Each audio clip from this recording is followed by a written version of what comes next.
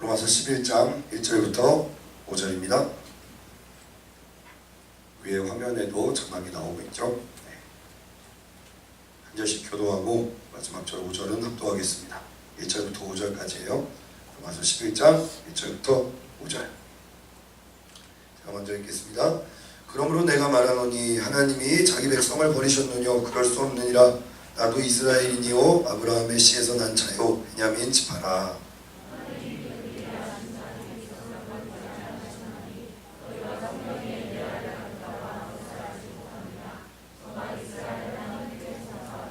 주여, 저희가 주의 선지자들을 죽였으며 주의 제단들을 헐어버렸고 나만 남았는데 내 목숨도 찾나이다 하니,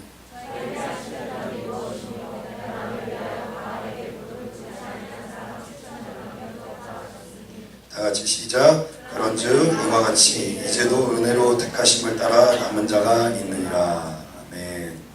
오늘은 남은 자들, 영어로는 렘넌트라고 하는데 남은 자들이라는 제목으로 하나님의 은혜를 나누도록 하겠습니다. 남은 자들, 렘넌트, 남은 자들. 2001년도인가에 나왔던 광고예요. 제가 검색을 해봤거든요. 검색을 해봤는데 여러분들 중에서는 기억하는 사람이 거의 없겠죠. 저랑 같은 동년배 앞에 상자 들어가는 친구들 외에는 아마 기억을 하지 못할 사람들이 꽤 많아요. 웃는 사람은 당사자죠. 그렇죠? 증권회사 광고였어요. 증권회사 광고였는데 많은 사람들이 이렇게 딱 정장 입은 사람들이 딱 회계적으로 천편일률적으로 마치 진시황릉을 보듯이 막 이렇게 쫙 서 있었어요. 사람들이 예! 라고 대답을 하는 거예요.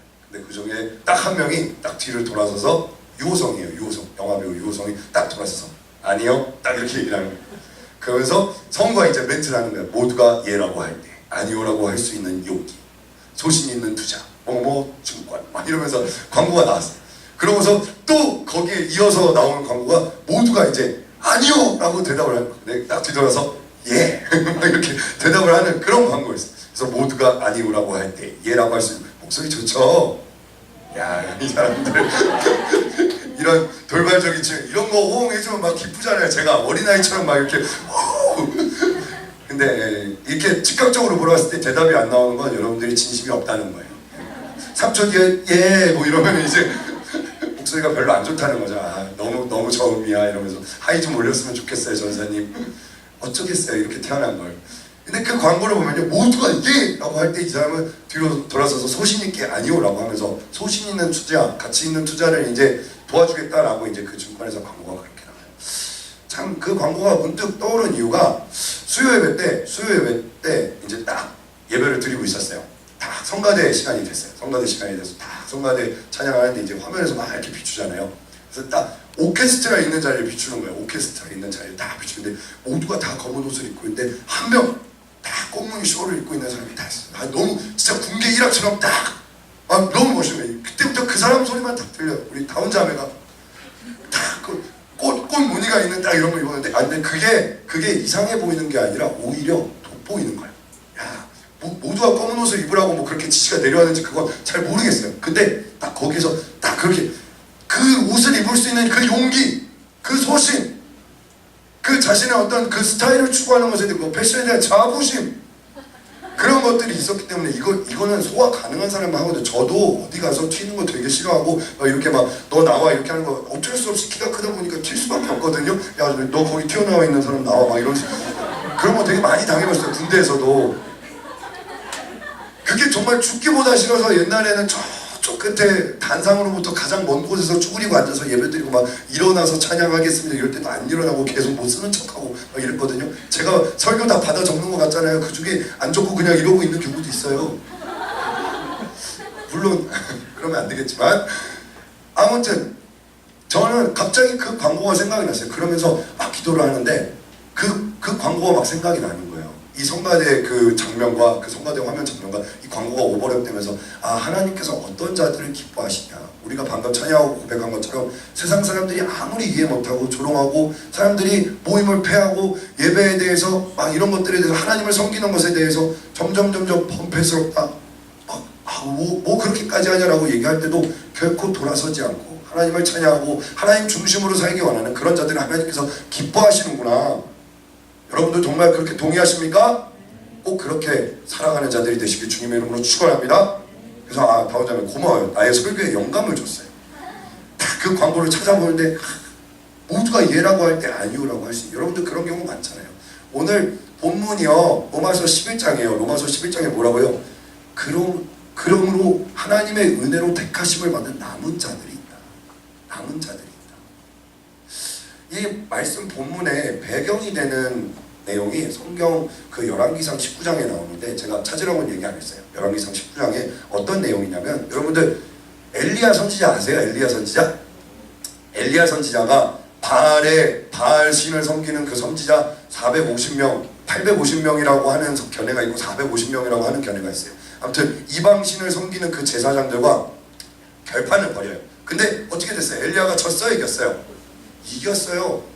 근데 그 바알 신을 섬기는 그 제사장들이 이스라엘 백성이 아니었느냐? 아니에요. 이스라엘 백성들 중에서 바알 신을 섬기기로 결탁한 자들이었어요. 제사장은 제사장인데 주의 종은 주의 종인데 타락한 주의 종들이에요. 그래서 하나님을 섬기는 게 아니라 이방 신들을 섬기는 거야. 그래서 그 450명 내지는 850명과 대결을 했는데 어떻게 됐어요?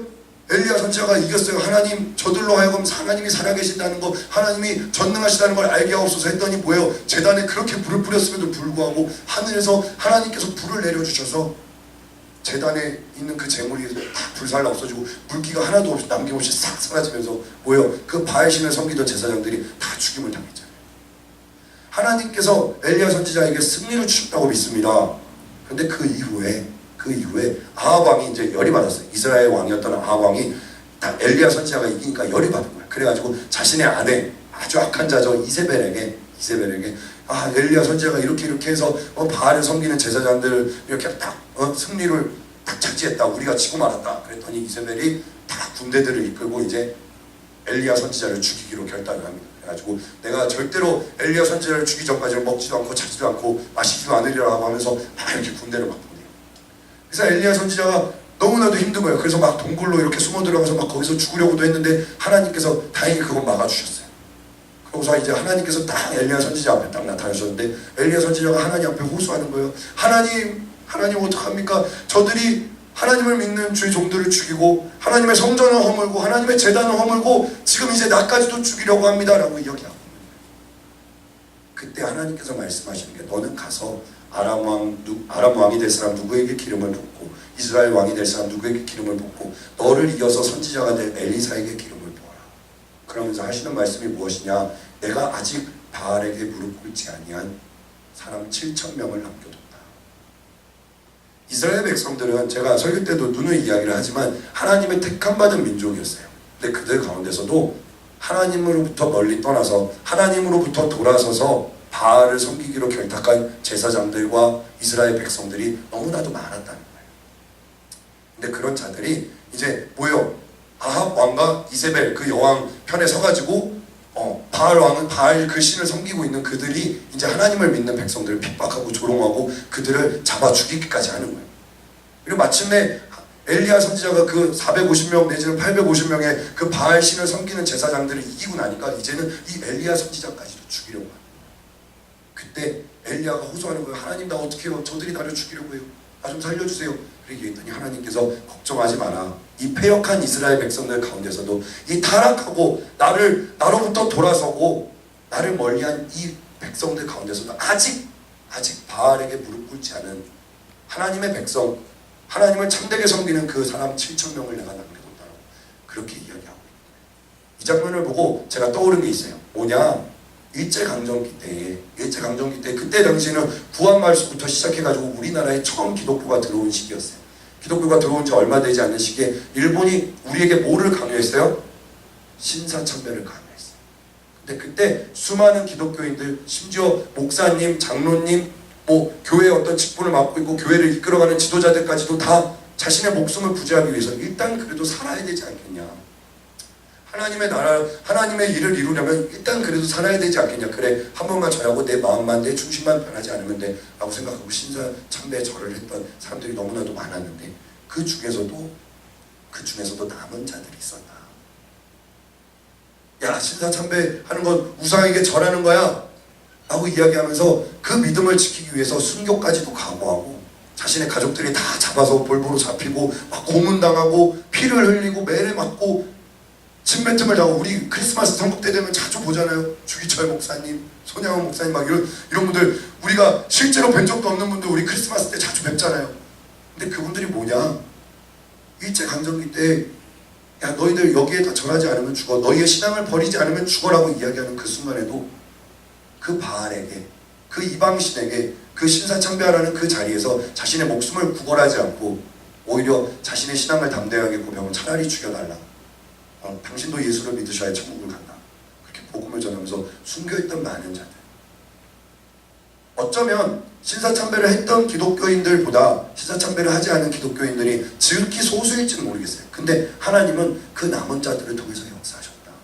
그리고 그들로 말미암아 일제강점기 속에서도 계속 믿음을 지키기 위해, 그리고 이 백성이 배워야 된다, 배워야 산다, 그리고 의료기술이나 이런 것들을 막 이렇게 도입해가지고 이 불쌍한 민족, 이 불쌍한 백성들을 주님 긍휼히 여겨주시옵소서라고 눈물 뿌려 기도했기 때문에 지금 오늘의 우리가 있는 줄로 믿습니다.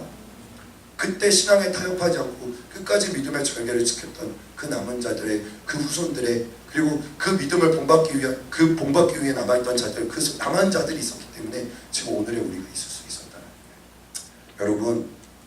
여러분 내 목숨 부지하겠다고, 나 먹고 살자고 나의 신앙을 타협하는 어리석은 자가 아니라, 하나님으로부터 돌아서는 어리석은 자가 아니라, 하나님 앞에서 그리고 사람들 가운데서 나의 신앙의 절개를 지킬 수 있는, 모두가 예스, 그래 신사참배 해도 돼, 그래 우상에게 절해도 돼, 그래 이번 한 번쯤이야 예스라고 말할 때 과감하게 노라고 얘기할 수 있는, 수많은 닭들 가운데서 한 마리 학 같은, 군계 일합과도 같은 그러한 신앙의 절개를 지키는 자들 되시길 주님의 이름으로 축원합니다. 여기 엘리야 선지자가 얘기를 하는 거예요. 하나님, 적들이 나를 죽이려고 하는데요. 근데 하나님께서 말씀하시는 거예요. 너가 아직 모르는 사실이 있다. 아직도 이 이스라엘 백성들 60만 명이 넘는 이 많은 사람들 가운데 다 바알에게 무릎 꿇었을지 몰라도 아직 바알에게 무릎 꿇지 않은 7,000명의 사람을 내가 남겨둔다. 그 7,000명 안에 들어가시겠습니까? 아니면 바알에게 무릎 꿇고 아합왕의 그 위협이 무서워서, 이세벨의 그 위협이 무서워서 자신의 신앙을 팔아넘기고 자신이 하나님의 택함을 받았음에도 불구하고 자신의 신앙을 저버리는 어리석은 자가 되시겠습니까? 성경은 수많은 남은 자들을 통해서 하나님께서 역사를 이루신 그 역사를 기록하고 있는 책입니다. 창세기 8장에 보면 노아가 나와요. 근데 노아의 가족들도 그때 당시에 하나님께서 지으신 모든 사람들이 하나님 보시기에 악한 짓을 행했어요. 하나님의 아들들이 사람의 딸들과 교제하고 화친을 청하고, 그리고 그들과 결혼하고 그들을 통해서 자식을 낳고, 하나님이 미워하시고 하나님이 싫어하시는 짓들을 행해서 하나님께서 내가 이 사람들을 지면에서 쓸어버리겠다, 대홍수를 일으켜서 내가 이들을 다 수장시켜버리겠다라고 그때 말씀하시는데, 근데 하나님께서 그 와중에도 은혜를 베푸셔서 노아와 노아의 가족들, 그게 8명을 너희는 방주를 만들어라. 여러분 생각을 해보세요. 노아가 방주를 만드는 과정, 100년이 넘는 그 기간 동안에 방주를 만드는데 아라랏산 중턱에서 만들었거든요. 얼마나 사람들이 막 무시하고 조롱하고, 야 무슨 홍수야, 지금 이렇게 날씨가 좋은데, 미세먼지 하나 없는 깨끗한 날씨인데. 그때 당시에 미세먼지 없었을 거 아니에요. 창세기 시절이니까. 공장도 없고 아무것도 없고 중국도 없었을 거 아니에요. 중국 있나? 모르겠네요. 아무튼 그렇게 깨끗한 날씨에 어떻게 그런 비가 쏟아질 수 있겠어? 라고 사람들이 얼마나 무시하고 핍박하고 조롱했겠어요. 근데 그럼에도 불구하고 하나님께서 말씀하셨기 때문에 하나님이 명하신 대로 준행하며 방주를 만들었어요. 결국 홍수가 일어났고 이 땅에서 모든 민족들 다 죽임을 당했는데 그 가족들 하나만 구원을 받아요. 남은 자들을 통해서 하나님은 새로운 시대, 새로운 지구, 새로운 역사를 이루어 가셨어요. 성경에 말하는 수많은 남은 자들의 그 역사가 기록되어 있는 거예요. 오늘 또 살펴볼 게 민수기 14장에 보면은 여호수아와 갈렙이 나와요. 무슨 얘기하는지 여러분들 잘 아시죠? 가나안 땅에 정탐을 보냈어요. 정탐을 보냈는데 12명을 보낸 거예요. 이스라엘이 12지파가 있으니까 12명을 정탐을 보내는데 그 중에 10명의 정탐꾼은 뭐라고 얘기를 해요? 저 땅이 정말 젖과 꿀이 흐르는 땅이 맞습니다. 포도송이가 막 이렇게 큼직큼직합니다. 정말 살기 좋고 그렇습니다. 근데 거기에는 아낙 자손의 후손들이 살아요. 덩치가 막, 안동식 목사님이 항상 아낙 자손 나오면 시옥주전도 사지 막 이러면서 막 저를 비유로 막 말씀하시고, 키가 막 이렇게 장대같이 크고 덩치가 막 이만하고, 제가 그렇게 보기 흉할 정도로 큰가요 여러분? 아니죠. 저는 그래도 좀 이렇게 슬림하게 좀 큰 편인데, 아무튼 아낙자손은 정말 키가 장대하고 막 높이가 막 여러분들 막 어깨 위에 막 이렇게, 아무튼 정말 상상할 수 없을 정도로 큰 덩치 큰 막 그런 아낙자손 거인들이 거하고, 우리가 보기에 우리들은 마치 그들에게 메뚜기처럼 메뚜기만도 못한 정말 민물 밟으면 찌끄고 죽을 것만 같은 그런 존재입니다 라고 하면서 뭐예요? 그 얘기에 그 10명의 정탐꾼이 본 그 얘기를 딱 들은 이스라엘 백성들이 전부 다 겁에 질려가지고, 이게 어떻게 된 거냐, 어떻게 우리를 그 살기 좋은 애국 땅에서 끌어내더니만 여기서 아낙자손의 손에 죽게 하느냐 막 이러면서 하나님을 원망하고 모세를 원망하기 시작을 하죠. 근데 그때 여호수아와 갈렙은 뭐라고 해요? 하나님이 우리와 함께 하시면, 하나님이 우리와 함께 하시면 능히 우리가 그 가나안 땅을 차지할 수 있을 겁니다. 우리가 능히 이길 겁니다. 저주는 우리의 밥입니다 라고 믿음으로 고백하잖아요. 근데 역사가 어떻게 증명을 해줘요? 민수기 14장 36절, 37절, 38절 자막에 나오네요. 모세의 보냄을 받고 땅을 탐지하고 돌아와서 그 땅을 악평하여 온 회중으로 모세를 원망케 한 사람, 곧 그 땅에 대하여 악평한 자들은 여호와 앞에서 재앙으로 죽었고, 그 땅을 탐지하러 갔던 사람들 중에 오직 눈의 아들 여호수아와 여분의 아들 갈렙은 생존하니라. 아멘. 여러분, 출애굽한 1세대 중에서 살아남은 사람은 눈의 아들 여호수아와 여분의 아들 갈렙이 두 사람밖에 없었어요. 나머지는 뭐예요? 그 10명의 정탐꾼과 그 10명의 정탐꾼의 말을 듣고 하나님을 원망하고 모세를 원망했던 모든 이스라엘 백성들, 그때 당시에 60만 명이 넘는 그 이스라엘 백성들은 다 죽임을 당했다는 거예요. 아무도 하나님이 약속하신 약속의 땅에 들어갈 수 없었다는 거예요. 남은 자들 이 두 사람을 통해서 하나님께서 뭐예요? 이 출애굽 2세대와 함께 나중에는 결국에 뭐예요? 모세의 후계자로 누가 돼요? 여호수아가 되잖아요. 여호수아를 통해서 이스라엘 백성들이 인도함을 받아서 가나안 땅에 마침 들어갈 수 있게 되는 거예요. 결국은 하나님을 원망하고 하나님께서 주신 상황과 환경을 불평했던 10명의 정탐꾼과 그리고 그들의 말을 들었던 수많은 이스라엘 백성들은 죽임을 당했지만, 그들 가운데서도 자신의 믿음을 지키고 하나님의 전능하심과 하나님의 살아계심을 믿고 하나님이 함께 하시면 우리가 능히 저 땅을 차지할 수 있습니다 라고 믿음으로 고백했던 이 두 사람만이 출애굽 1세대 중에서 하나님이 약속하신 땅에 들어갈 수 있었어요. 저는 이 장면을 보면서 그 생각을 했어요. 우리가 처음에 평화통일 기도성회를 준비할 때만 해도 아무도 평화통일이 될 거라고 예상하지 못했어요. 그때 당시만 해도 뭐예요? 북한에서 막 천안함에다 미사일을 쏘고 연평도에다 미사일 쏘고 나날이 뭐 남한을 불바다로 만드네, 서울을 불바다로 만드네, 전쟁이 막 이렇게 막 날락말락하는 그 위기 상황 가운데서 우리가 부천체육관에 모여서 집회하고 서울시청에 모여서 하고 홍산전쟁기념관 평화의 광장에 모여서 집회하고 그러면서 우리는 계속 선포했어요. 이 땅에 평화 통일이 이뤘음을 믿음으로 선포합니다. 막 이현수 전사님 가운데서 막 진짜 장수처럼 우리도 막 거기서 막 태극기 흔들면서 막 한반도기 흔들면서 평화를 외쳤잖아요. 근데 아무도 알아주지 않아. 심지어 기독교 개조차도 알아주지 않아. 같은 교회인데도 같은 예수 믿는 자들조차도 알아주지 않았는데 지금 분위기가 어떻게 됐어요? 우리가 제일 먼저 시작한 그 평화통일 기도성회가 지금 드디어 뭐예요? 실질적으로 열매로 계속 나타나고 있는 거 아닙니까? 한미 정상회담에 막 북한과 남한의 지도자, 남한과 북한의 이것도 순서를 막 바꿔 얘기하면 막 또 북한을 먼저 얘기했네 어쩌네 막 실거는 사람이 있어. 그러지 좀 막.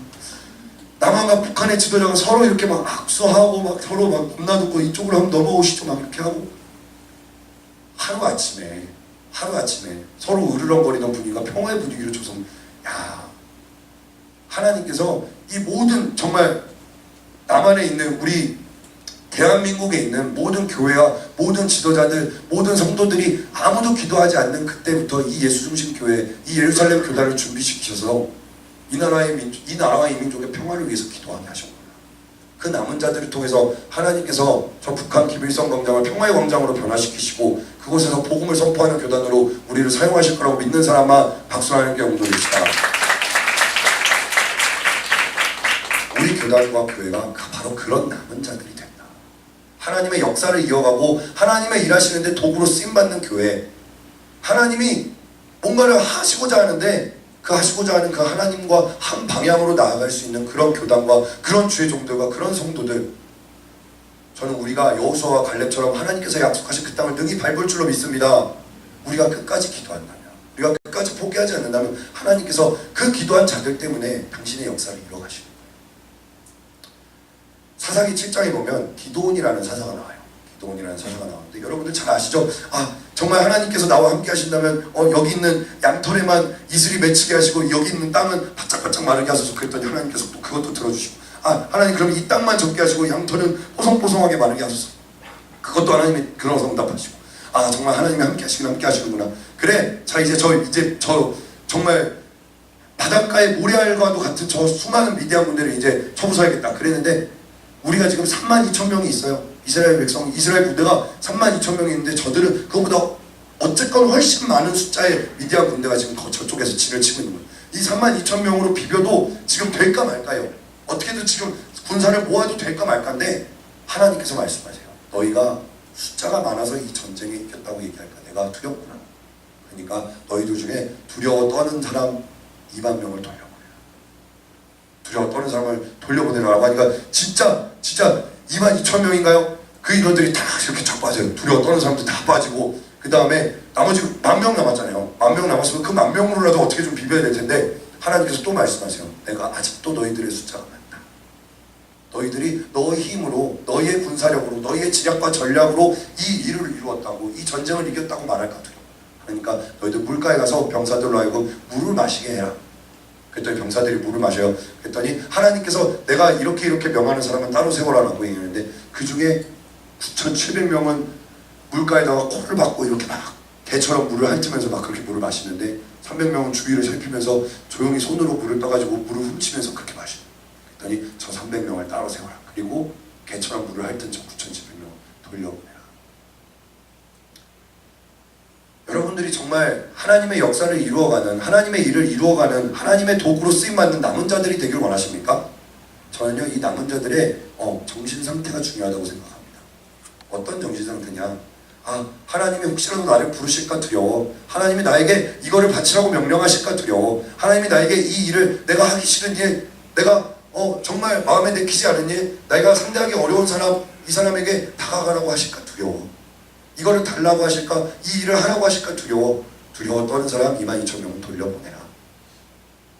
내가 먹고 사는데 급급해서 내가 지금 내 육신이 목이 마르니까 주변이 지금 전쟁 상황인 건 아무 것 없이 일단 나는 물을 먹고 이래 주거나 저래 주거나 상관없어. 그래 일단은 내가 지금 목이 마르니까 그래 일단 마시고 보자. 주변을 살피지 않고 전쟁 상황이라는 것을 직시하지 못한 9,700명 돌려보내라. 내가 그 나머지 300명을 가지고 나의 일을 이루어가겠다라고 하나님께서 말씀하십니다. 그렇게 32,000명 중에 300명 남고 나머지는 다 돌려보냈습니다. 하나님께서 그 300명을 가지고 일을 이루시는데 어떻게 일을 이루셨느냐 볼게요. 사사기 7장 1절부터 제가 읽어드릴게요. 8절까지. 여룻바알이라는 기드온과 그를 쫓은 모든 백성이 일찍이 일어나서 하롯셈 곁에 진쳤고 미디안에 치는 그들의 북편이요 모레산 앞 골짜기에 있었더라. 여호와께서 기드온에게 이르시되 너를 쫓은 백성이 너무 많은즉 내가 그들의 손에 미디안 사람을 붙이지 아니하리니 이는 이스라엘이 나를 거스려 자긍하기를 스스로 자랑하기를 내 손이 나를 구원하였다 함이니라. 이제 너는 백성의 귀에 고하여 이르기를 누구든지 두려워서 떠는 자이든 길르앗산에서 떠나 돌아가라 하라 하시니 이에 돌아간 백성이 22,000명이요 남은 자가 1만 명이었더라. 1차적으로 한번 걸은 거예요. 두려워 떠는 사람들. 하나님이 나에게 이거 하라고 하실까봐, 하나님이 나에게 네가 전쟁에 선봉에 서라 라고 하실까봐, 하나님이 나에게 죄종길 가라고 하실까봐, 하나님이 나에게 야 너 모든 것을 다 버리고 하나님 제일 중심으로 살아라 라고 말씀하실까봐 두려워 떠는 자는 돌려보내라는 거예요. 그 다음에 4절 여호와께서 또 기드온에게 이르시되 백성이 아직도 많으니 그들을 인도하여 물가로 내려가라. 거기서 내가 너를 위하여 그들을 시험하리라. 물은 내가 누구를 가리켜 이르기를 이가 너와 함께 하리라 하면 그는 너와 함께 갈 것이요 내가 누구를 가리켜 이르기를 이는 너와 함께 가지 말 것이니라 하면 그는 가지 말 것이니라 하신지라. 이에 백성을 인도하여 물가에 내려가매 여호와께서 기드온에게 이르되 개 핥는 것 같이 그 혀로 물을 핥는 자는 너는 따로 세우고 또 무릎을 꿇고 마시는 자도 그같이 하라 하시더니 손으로 움켜 입에 대고 핥는 자의 수는 300명이요 그 외의 백성은 다 무릎을 꿇고 물을 마신지라. 여호와께서 기드온에게 이르시되 내가 이 물을 핥아 먹은 300명으로 너희를 구원하며 이 미디안 사람을 내 손에 붙이리니 남은 백성은 각각 그 처소로 돌아갈 것이니라 하시니 이에 백성이 양식과 나팔을 손에 든지라. 기드온이 이스라엘 모든 사람을 각각 그 장막으로 돌려보내고 그 300명은 머물러 두니라. 미디안지는 그 아래 골짜기 가운데 있었더라. 아멘. 하나님께서 300명만 남기셨어요. 아니 솔직히 32,000명이 다 하나님의 백성들 아닙니까? 그러면 좀 두려워 떨더라도, 아니 좀 당장 목마르는 거, 당장 자기 배고픈 거에 급급하더라도 이 사람들 데리고 하나님의 일을 이루실 수도 있잖아요. 근데 하나님이 돌려보내라는 거예요. 내가 엄한 거 시킬까봐, 내가 너에게 무리한 거 요구할까봐, 내가 너에게 목숨을 달라고 할까봐, 너 전쟁터에 나가서 죽으라고 할까봐 두려워 떠는 자면 돌려보내라. 그리고 너 먹고 살기 급급하고 너 당장 목마른 거 이게 우선이고, 이 전쟁적인 상황인 거, 이 영적인 긴장 상태에 있지 않은 그런 사람들 돌려보내라는 거예요. 그리고 나머지 300명, 그 용맹한 300명, 그 300명이 전투력이 다 돼가지고 마치 저는 진짜 영화 300이 나왔을 때 그 300이 이 300인 줄 알았어요. 근데 아니더라고. 전혀 상관없는 스파르타라는 나라의 역사더라고요. 그래가지고 이 300명이 이렇게 근육질이었으면 그래 가능했을 수도 있겠어 하고 혼자서 영화 보고 되게 좋아했다가 나중에 아니라는 사실 알고 되게 부끄러웠어요. 300이라는 영화 여러분 모르시죠? 그죠? 여러분들이 그 영화가 나왔을 때 여러분들은 초딩 내지는 중딩이었을 테니까, 그쵸? 저 혼자 지금 얘기하고 있는 거죠. 아무튼 이 300명을 데리고 하나님께서 당신의 일을 이루시겠다는 거예요. 근데 그냥 하신 것이 아니다. 이 300명이 정말 모래와도 같이 그 수많은 미디안 군대를 직접 이렇게 백병전으로 싸워서 이긴 게 아니에요. 그렇다고 하면 이게 말이 안 되잖아요. 이해가 안 되잖아요. 근데 어떻게 하셨느냐? 보세요. 사사기 7장 22절 23절 다 같이 합독합시다. 시작.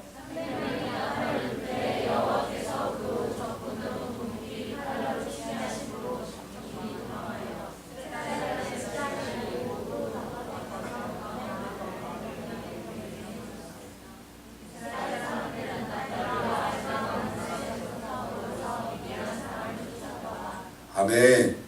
이 300명이 거기서 막 항아리를 깨면서 막 여호와와 기드온의 칼이 하면서 나팔을 딱 부니까 뭐예요? 지들끼리 싸움이 일어난 거야. 지들끼리 서로 겁에 질리고, 아니 이들이 어떻게 된 거야? 이들이 300명이 있는 걸 인지를 했는지 안 했는지 모르겠어. 근데 아니 어떻게 된 거야? 우리 지금 죽는 거 아니야? 이러면서 막 지들끼리 야 네가 싸워, 네가 싸워 이러면서 자중질환이 일어나게 해서 이들로 하여금 그 300명의 그 고함과 그 외치는 소리와 그 나팔 소리에 겁을 먹고 도망가게끔 만드신 거예요. 그리고 이들이 서로 지들끼리 칼날을 겨누고 서로 잡아 죽이게끔. 그래서 하나님이 마침내 이 300명을 통해서 이스라엘 백성들에게 승리를 이룰 수 있는 그런 역사를 이루어 가십니다. 여러분, 하나님께서 여러분들에게 무리한 걸 요구하시겠습니까? 하나님께서 여러분들에게 당신의 소중한 거 달라고 하실 때 오히려 기쁨으로 드릴 수 있어야 되는 거 아닙니까?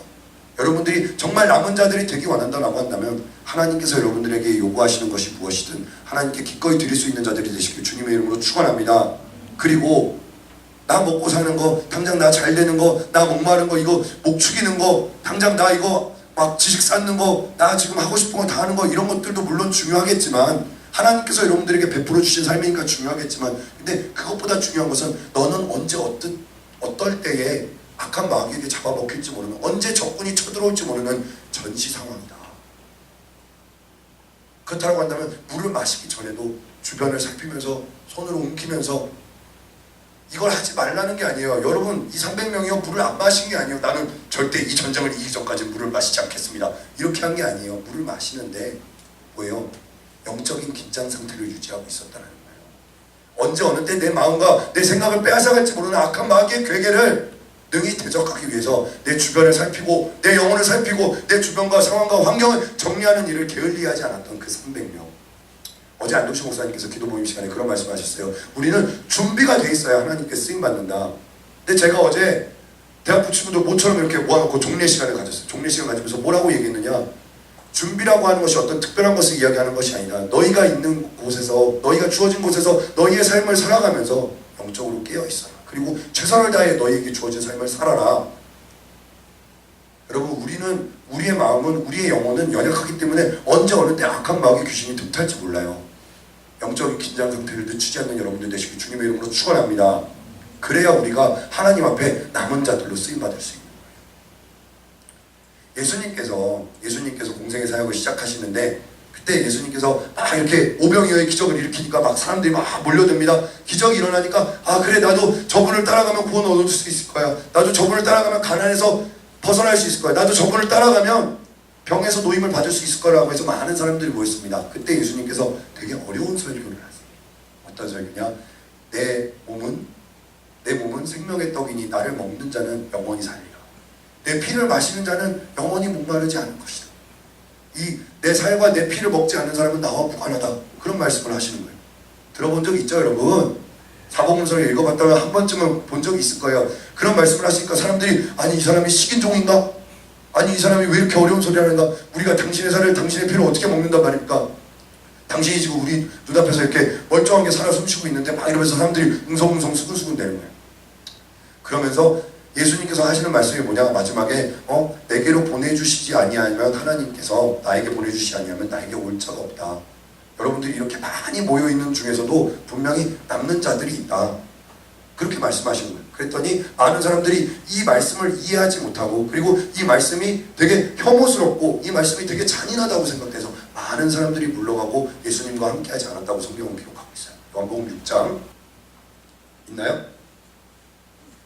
네, 요한복음 6장 66절부터 읽어드릴게요. 이러므로 제자 중에 많이 물러가고 그런 설교를 듣고 나서 그 예수님의 하시는 말씀을 듣고 나서 제자 중에 많이 물러가고 다시 그와 함께 다니지 아니하더라.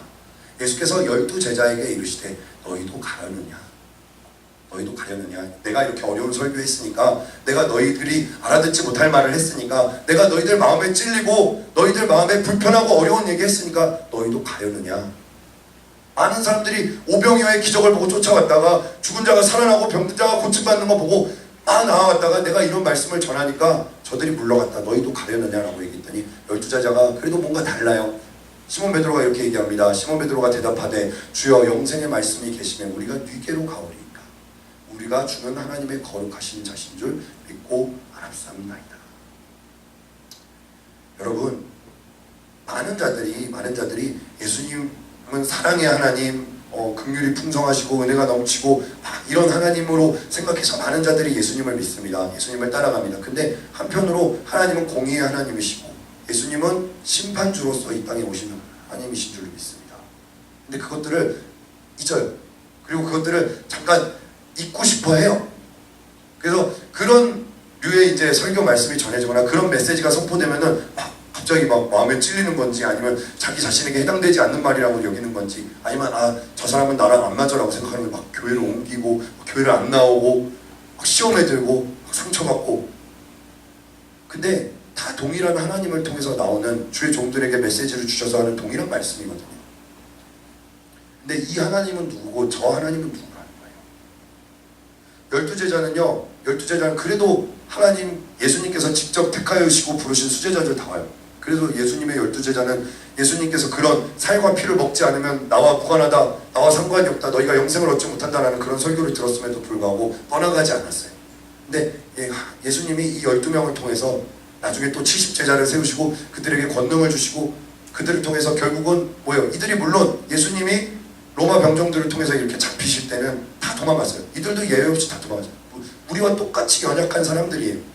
근데 결국은 이 12제자들을 통해서 물론 그 중에 하나는 예수를 부인하고 예수를 오히려 로마의 대제사장들과 서기관들에게 팔아넘기고 예수님을 배신하고 창자가 터져서 죽었지만 결국은 이 12제자들을 통해서 초대교회가 세워지고 하나님의 역사가 그 초대교회를 통해서 계속 이어져서 지금 오늘에 있기까지 우리가 된 거 아니겠습니까? 뭘 얘기하고 싶은 걸까요?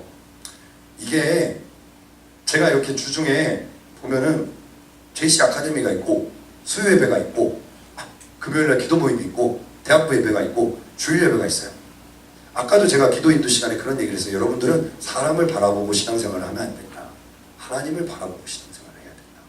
여기 서 있는 이 신혁주 전사도 여러분들의 모두의 마음에 100% 드는 그런 주의종이 될 수는 없어요. 사람이기 때문에.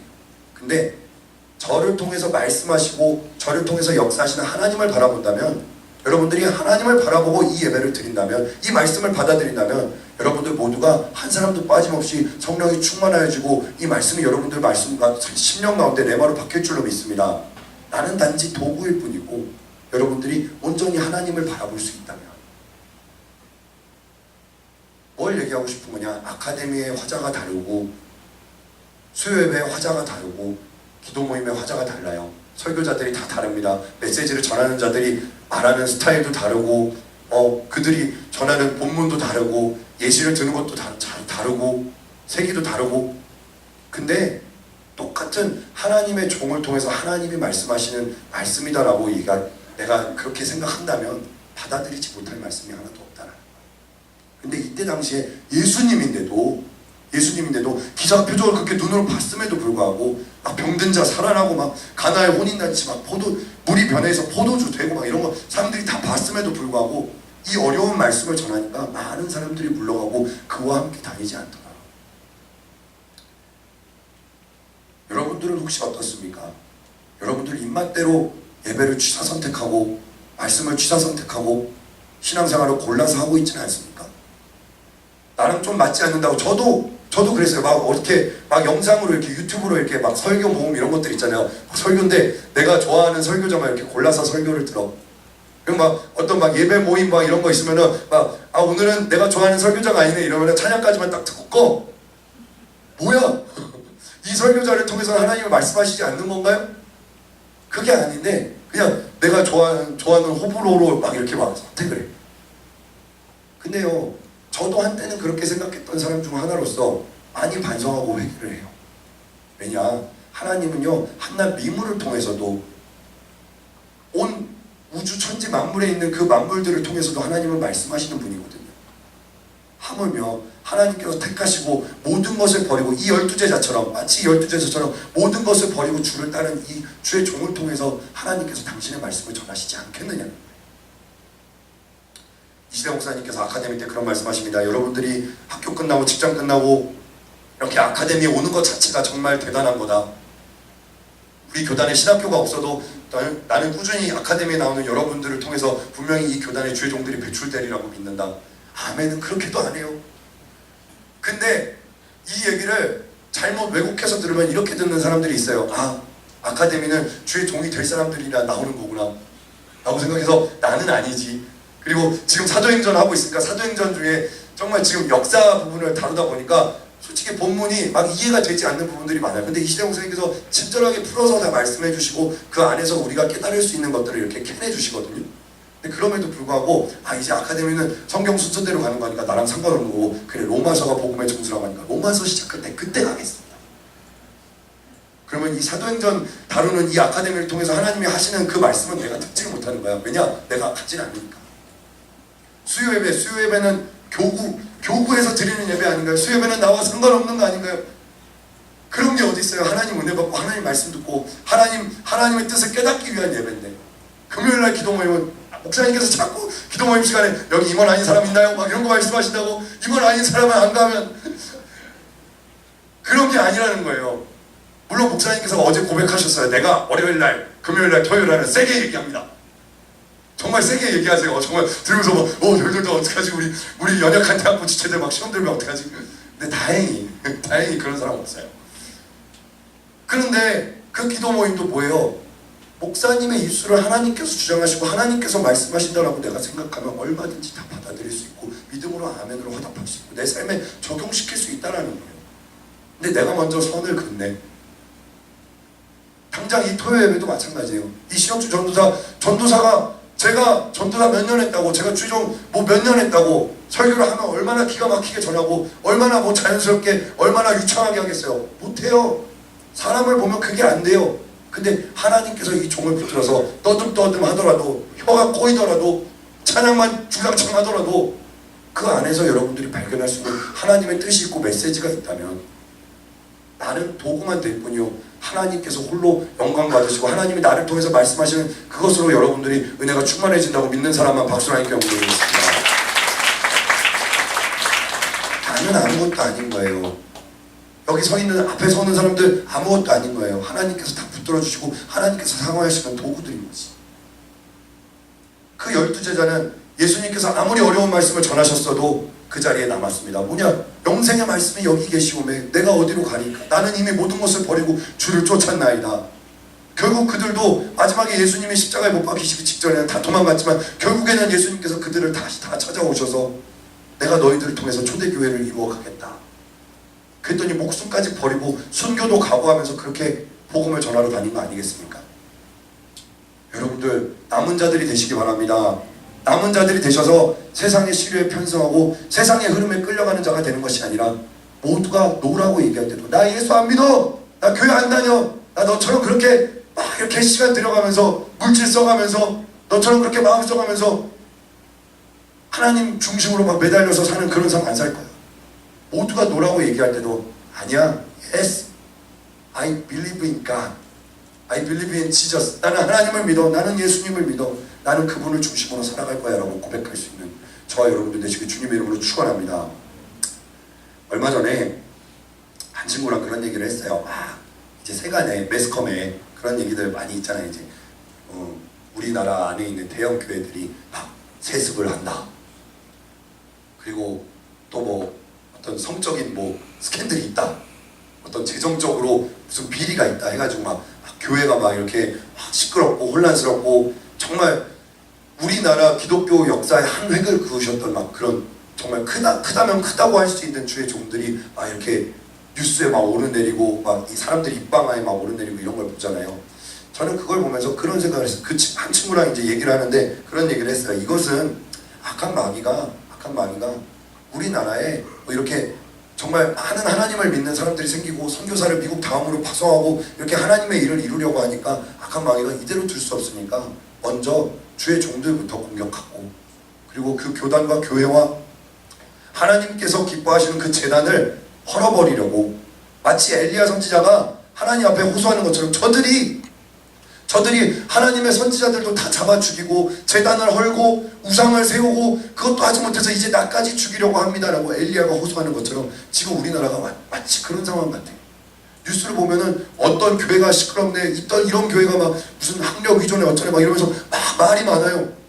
근데 그 이면에는 물론 그 사람들이 도덕적으로 또는 과정 가운데 잘못한 게 있을 수 있겠죠. 근데 저는 그렇게 생각해요. 하나님께서 하나님의 일을 이 남은 자들을 통해서 이루려고 하시는데 근데 악한 마귀가 그걸 그냥 두지 않는 거예요.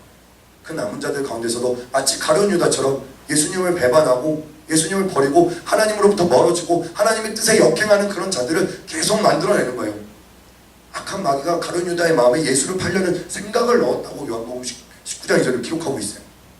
무슨 얘기냐? 제가 그 친구한테 그런 얘기를 했어요. 아무리 이 기독교계 역사의 한 획을 그은 주의 종도 아무리 초회장 목사님도 아무리 당신의 옆에 있는 이시혁 주교사도 언제 어느 때 마귀의 밥이 될지 모른다. 그래서 우리가 초회장 목사님이 항상 늘 깨어서 성령의 충만함을 잃지 않기 위해서 미혹되지 않기 위해서 기도하고 있는 거 아니겠냐. 여러분 한국 기독교가 개독교로 욕을 먹고 대형 교회들이 점점 막 분열되고 분쟁이 일어나고 깨져나가고 많은 주의종들이 실족하고 낙마하고 쓰러지고 있는 이런 상황 가운데서도 하나님은 당신의 남은 자들을 통해서 당신의 일을 이루어가길 원하시는 거예요. 여러분들은 어느 편에 서시겠습니까? 그렇게 한국 기독교계 하나님의 이름에 먹칠을 하는 그런 일들이 막 연일 벌어진다고 해서 에이 나도 예수 안 믿어, 나도 교회 안 다녀, 이런 하나님이면 나도 안 믿을래라고 그렇게 고백하시겠습니까? 아니면 내가 이 기도의 재단을 다시 쌓겠습니다. 내가 이 우상에게 버려지고 더럽혀진 이 기도의 재단을, 이 예배의 잔을 지키겠습니다. 하나님께서 찾으시는 그 한 사람, 소돔과 고모라 땅이 의인 10사람만 있어도 멸망하지 않았을 텐데 그 의인 10사람이 내가 되겠습니다. 모두가 다 기독교가 잘못됐다, 교회가 없어져야 된다, 목사가 잘못했다라고 욕해도 그 자리를 지키면서 그 예배의 자리, 그 기도의 자리를 지키면서 기도의 독을 쌓으면서 내가 함께 말씀을 나누고 말씀을 가르치는 그 주의 종을 위해서 함께 기도할 수 있고 그 교회의 단이 무너지지 않기 위해서 그 교회의 단이 무너지지 않도록 나의 어깨를 기대고 나의 영혼으로 나의 기도의 독을 쌓아서 어떻게든 그 단이 무너지지 않도록 지키려 하고 그 믿음의 자리를 끝까지 사수하려고 하는 그런 남은 자들, 하나님은 그런 자들을 통해서 역사를 이루어 가십니다. 여러분은 어떤 자가 되시겠습니까? 남들이 다 버리니까, 남들이 다 착해 여기니까, 남들이 다 모이기를 패하니까 예배 자리를 멀리하고 하나님의 말씀을 경홀히 여기고 기도의 자리로부터 점점 멀어지는 그런 사람들이 되시겠습니까? 아니면 이럴 때일수록 우리가 더 깨어서 기도해야 돼. 내가 더 깨어서 기도해야 돼. 내가 그 주의 종을 위해서, 그 교회를 위해서, 그 단을 위해서 기도해야 돼 라고 애통하며 부르짖는 그런 남은 자들이 되시겠습니까? 말씀을 정리합니다. 마태복음 24장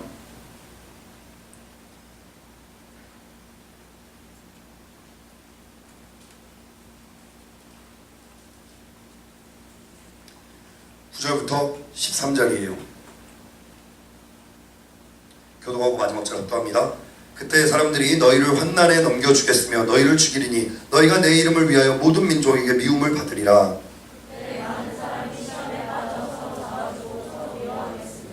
거짓 선지자가 많이 일어나 많은 사람을 미혹하게 하겠으며 다같이 시작. 그러나 끝까지 견디는 자는 구원을 얻으리라. 아멘. 끝까지 견디는 자, 남은 자, 렘넌트. 많은 사람들이 잘못된 신앙을 가진 몇몇 사람들 때문에 그런 식으로 막 비난을 많이 해요. 이것은 일부일 뿐이에요.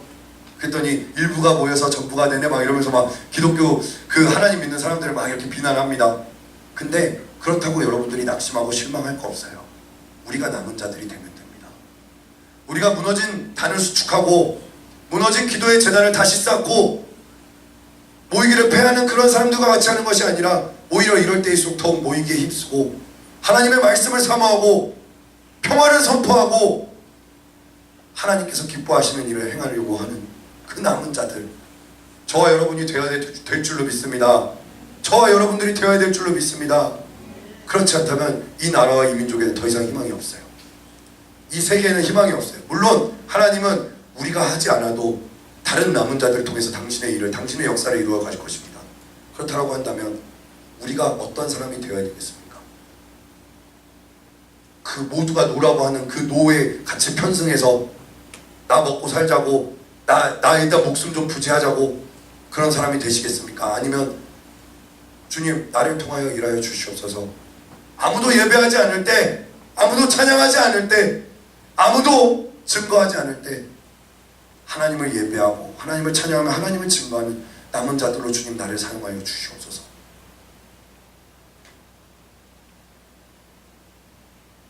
저와 여러분들의 고백이 되어야 될 줄로 믿습니다. 신앙께 찬양할게요. 예배자라는 찬양이에요. 많은 사람도 있을 거고 모르는 사람도 있을 건데 가사를 잘 보면서 하나님 이것이 나의 고백이 되게 하여 주시옵소서. 세상 사람들 다 버려도, 세상 사람들 다 몰라주고, 세상 사람들이 내가 예수 믿는 것 때문에 핍박을 하고 조롱을 해도 주님 돌아서지 않겠습니다. 물러나지 않겠습니다. 무너진 예배의 단을 다시 수축하겠습니다. 다시 기도의 독을 채우겠습니다. 하나님께서 기뻐하시는 그 일을 내가 행하겠습니다. 모두가 아니라고 할 때에도 주님 나는 주님을 믿습니다. 그렇게 고백할 수 있는 그 한 사람, 그 예배자, 저와 여러분들이 되시기를 주님의 이름으로 축원합니다.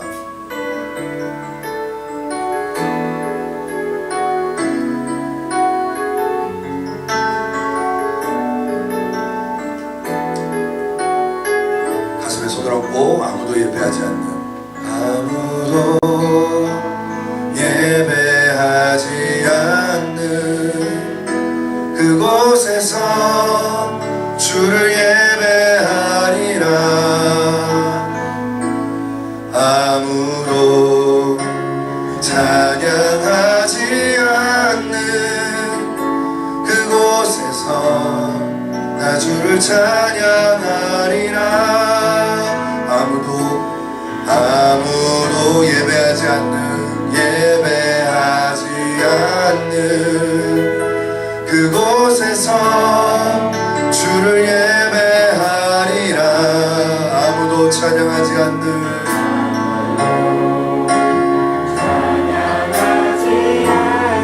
그곳에서 나 주를 찬양하리라. 누구도 헌신하지 않는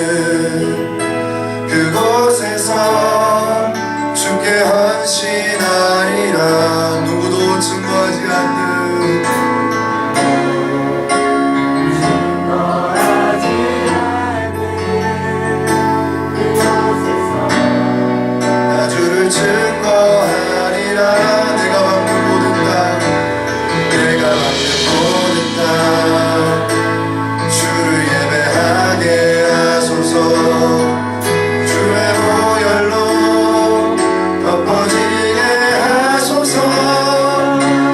내가 선이고 주의 거룩한 곳 되게 하소서. 주의 향기로 물들이소서. 내가 받는 모든 땅, 내가 받는 모든 땅 주를 예배하게 하소서. 주의 보혈로 덮어지게 하소서. 내가 선이고 주의 거룩한 곳 되게 하소서. 주의 향기로 물들이소서. 가슴에 손을 얹고 아무도 예배하지 않는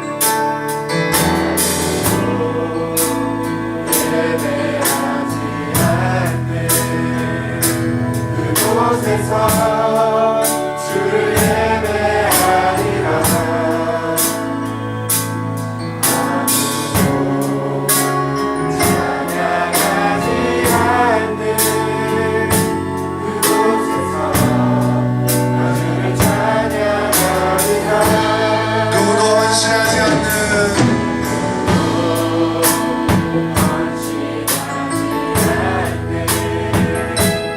그곳에서 주께 헌신하리라.